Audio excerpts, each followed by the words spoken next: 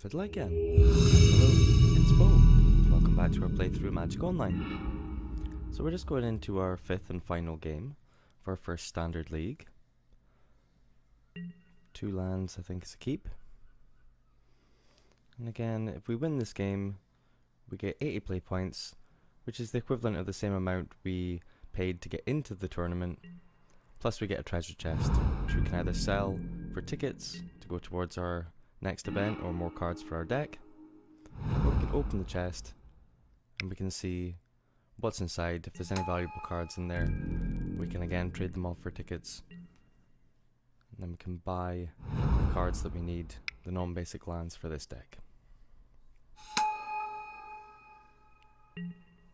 So, opponent's playing Explore Creatures. Usually that's green and black.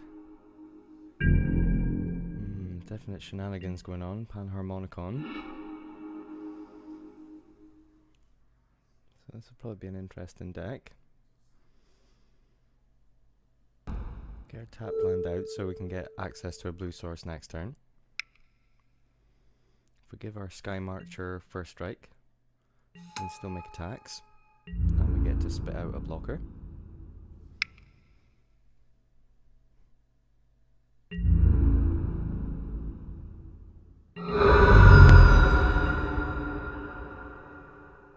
We'd like to put our Cartouche on the Vanguard.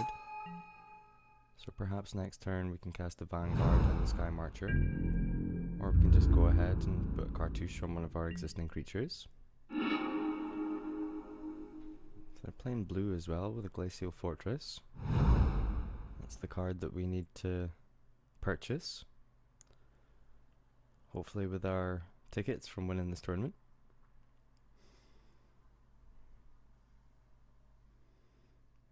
We do want Curious Obsession, but do we want to get out a flying creature first? If we get out the Vanguard, then Curious Obsession, our first striker.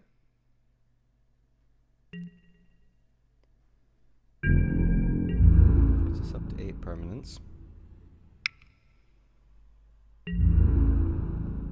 Next turn it'll be flying anyway.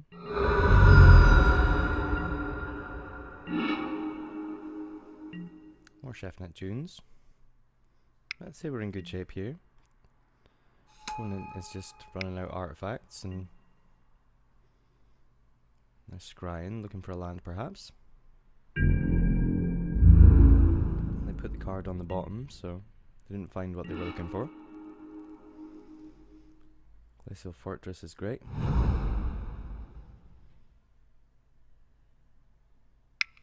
Hopefully if we win here, we can get some tickets to buy a Glacial Fortress of our own and swap out this Meandering River. Slowly make upgrades to the deck. So we'll give our flying token Vigilance. The rest of our attacks are good anyway.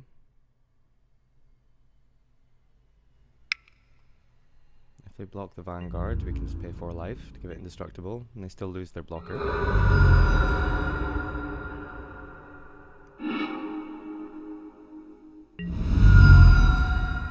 they're letting it all through.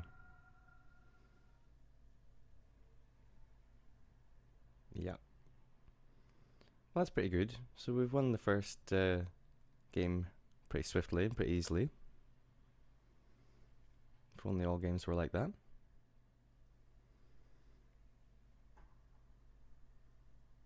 Did see a lot of non-creature spells from our opponent, so we might want to put in a negate, but none of them seemed that threatening.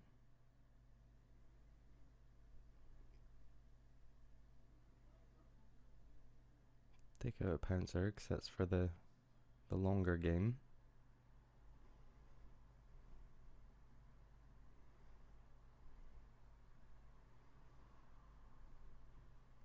We probably do have removal, so we should keep it in the Shelter and Light.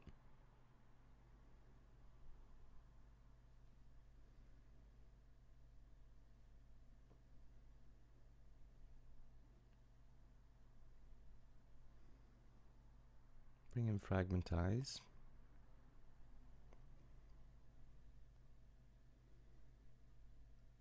That should help us with those early artifacts. The treasure map.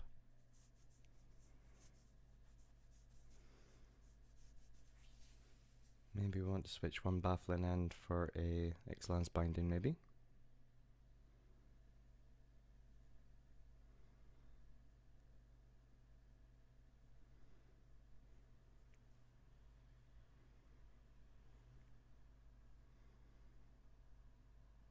I don't think we need 4 cartouches, so let me pop in one negates.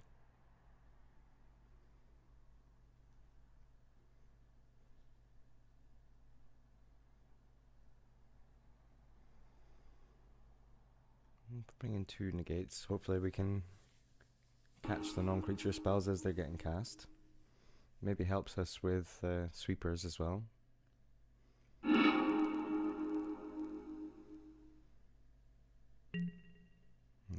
we've got lots of vanguards, so seems fine.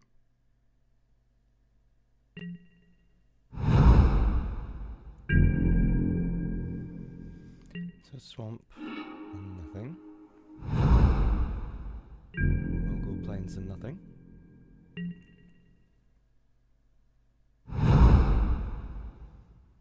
Ether Hub, they get an energy.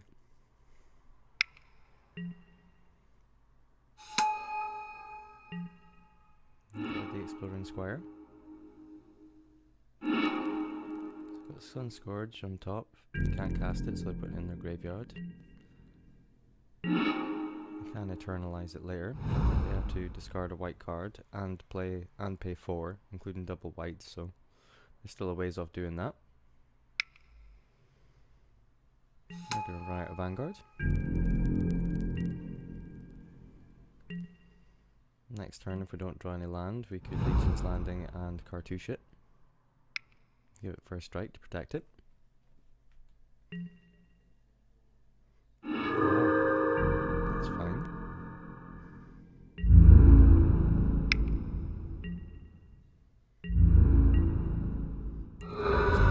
Save it for -X.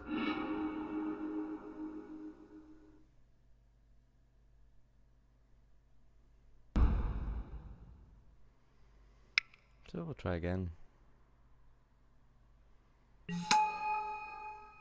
We've got 3 attempts to get this right. If we put the Squire's Devotion on the Vanguard, we can mitigate having to pay 4 life to keep it alive. Yeah, -X or exile spells will still get rid of it. Indestructible can't save you from everything.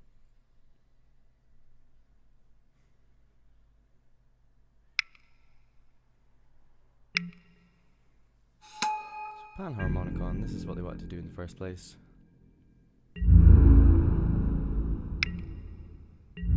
Sure, that's fine, let it through.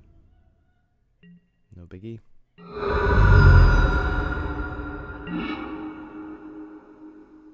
So we've got a Sky Marcher.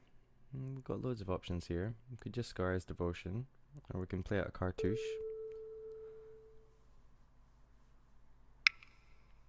And then we can either cast another Vanguard, or we can lay our Sky Marcher and a Legion's Landing. Try and go wide. Let's go with the Vanguard. Set up our next turn. If we get the Legion's Landing on our next turn and attack with everyone, we can flip it.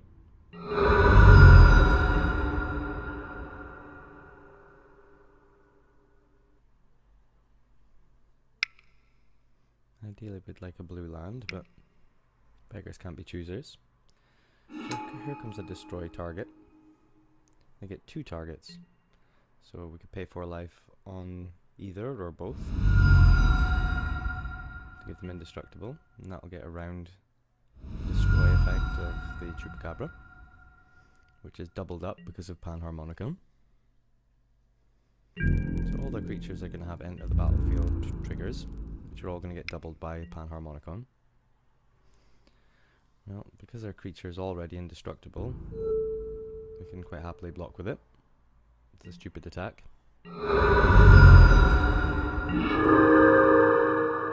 Okay, so now we can...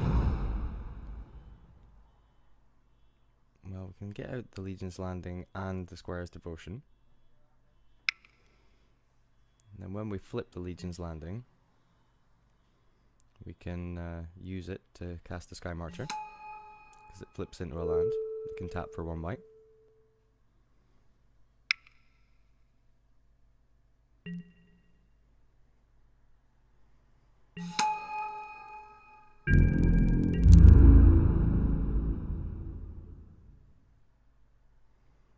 Could just attack with these two. Don't really need to flip the landing.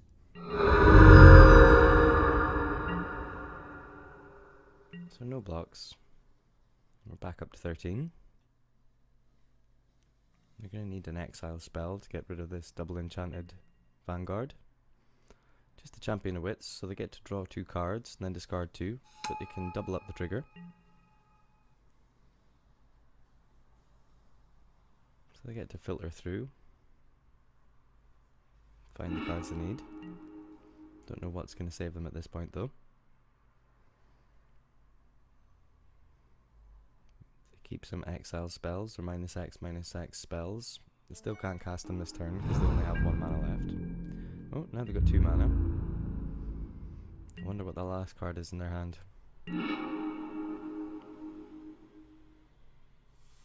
Oh, for a blue land, eh? So fit the City's Blessing. There's not much else we can do with our turn. We can pretend to be considering something. But no blue land means we're not casting anything else. This costs 4 to activate the ability of Chefnet Dunes.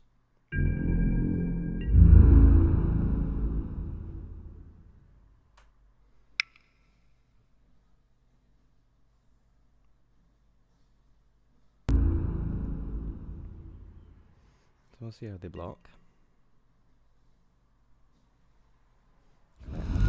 Life. Gain more than 4 back. So we're up to 14, they're down to 4. We've got a flying creature, they don't.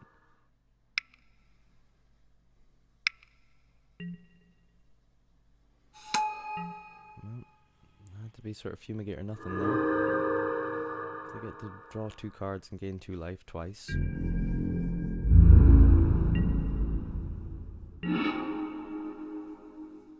Now they have a flying creature. Now we've got 4 land, we could use Chefnet June's ability. Pump up our entire team.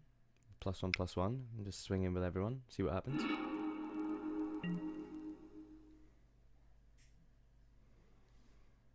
Gives us 1 more lifelink with our lifelink guys. Keeps us in the game, even if they were to survive the attack. And we get to finally flip the landing, which means we can start spitting out tokens. Again, if the game goes longer than this.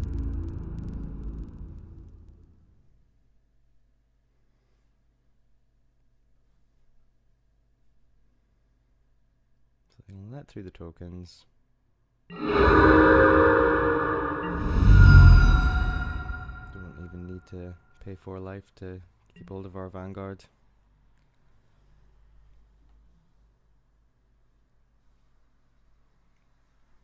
They need to destroy all creatures here, or it's over.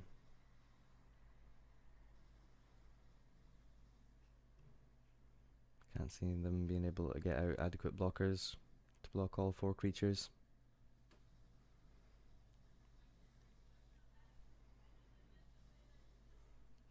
Probably has a few cards that could save them.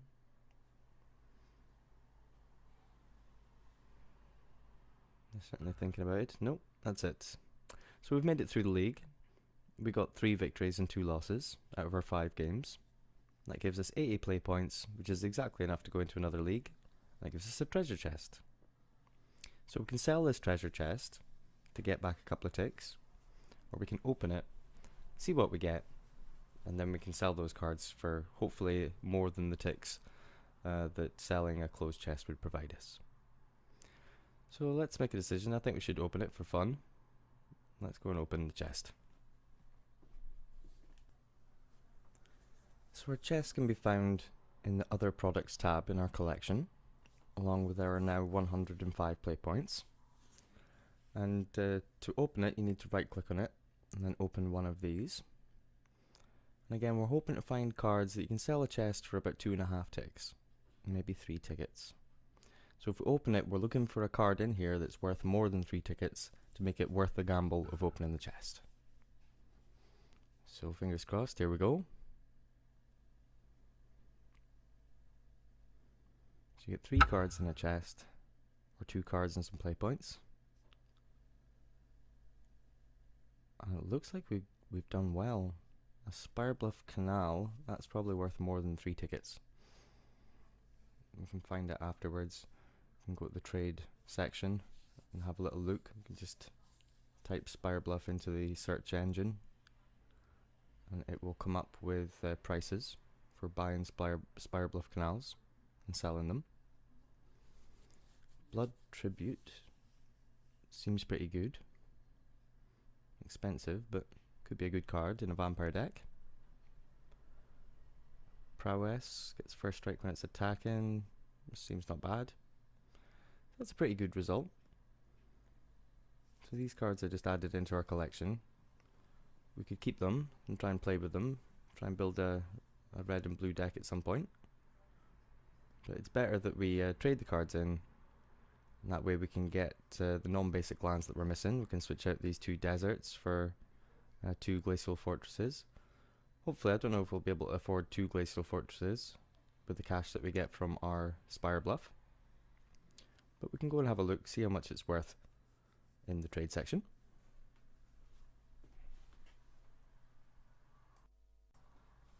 So we can see in the trade window that people are paying about 5.5 tickets for a Spirebluff Canal. So we can trade this in, and then we can get tickets, and then we can spend those tickets getting the non-basic lands that we need to help our deck work a little bit better.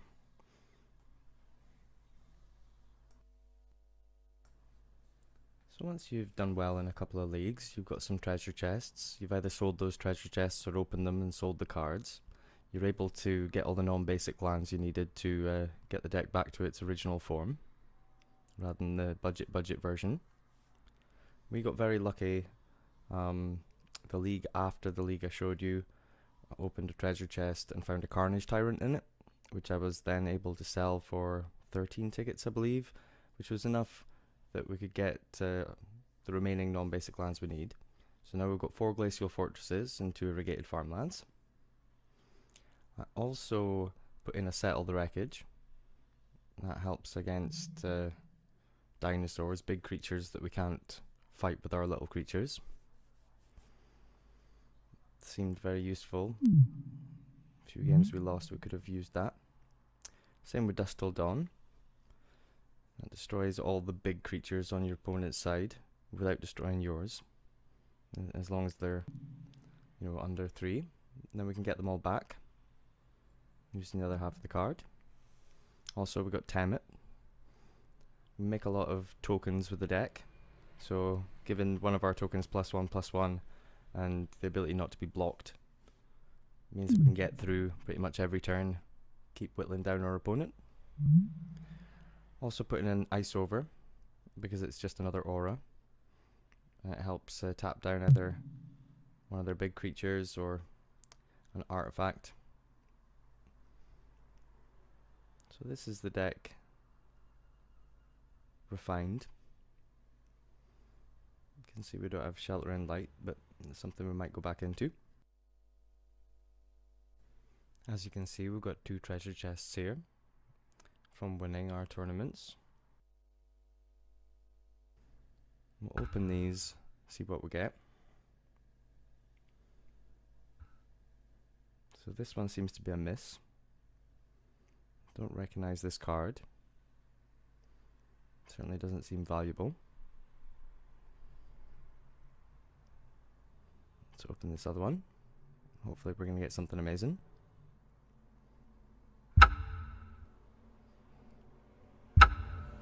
So 15 play points and a couple of commons, that's a miss as well. So the first chest got a Spire Bluff, which we were able to sell for 5.5 tickets. Second one we got a Carnage Tyrant, which we were able to sell for 13 tickets. And now these two are the flip side of the coin. Those two chests, I'm pretty sure we would have been better just selling the chests unopened. So I'll show you how we trade things off.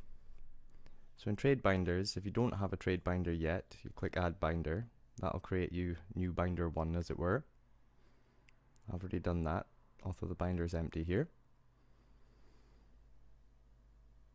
So we can put any cards that we don't want, aren't going to need. I love hot soup. Into the trade binder. And then from there, we can go to the card hoarder buy bot and see if it wants to buy our cards. And it'll give us the choice of either looking through our whole collection to see if it wants to buy our cards, or just the cards in our trade binder.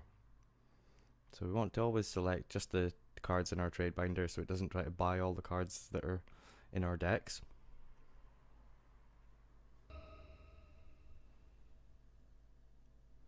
So we go to card hoarder buy bot. That's obviously the one that's buying in cards. It will take our card, but it's only offering us 0.007 tickets.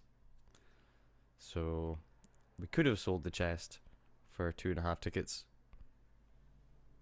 but we decided to open it, and we just got low value cards out of it. So it's 50-50 in my experience. Depends how much of a gambler you are, whether you want to open the chests or whether you want to just sell them closed. So that's our look at the standard format. We've looked at playing a standard league after purchasing the cards we needed to make up a standard deck. Gone through playing the league, winning treasure chests, and selling the cards contained within those treasure chests, or the chests themselves, to upgrade your deck and play another league. Next week, on Magic Monday, we'll have a look at drafting. We've had a look at our new player Phantom drafts, but we'll have a look at some of the ones that you get to keep the cards in. So until then, take it easy, good luck in your games of Magic, and I'll see you very soon.